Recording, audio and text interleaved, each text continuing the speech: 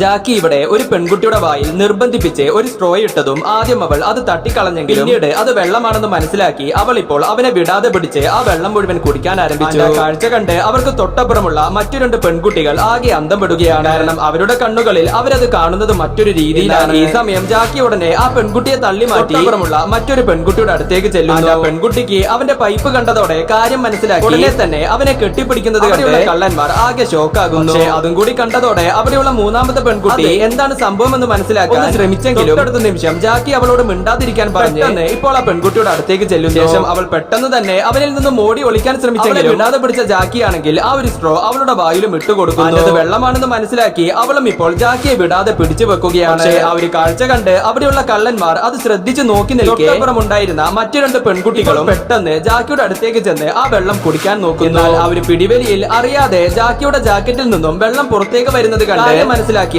ആ രണ്ട് കള്ളന്മാർ ഓടിച്ചെന്ന് അവന്റെ ആ ജാക്കറ്റ് കൈക്കലാക്കാൻ നോക്കുന്നു. പക്ഷേ അവരത് കൊണ്ടുപോകുന്നതിന് മുൻപ് തന്നെ ജാക്കി ആണെങ്കിൽ അതിലെ വെള്ളം മുഴുവൻ കുടിച്ചു തീർക്കുകയാണ്.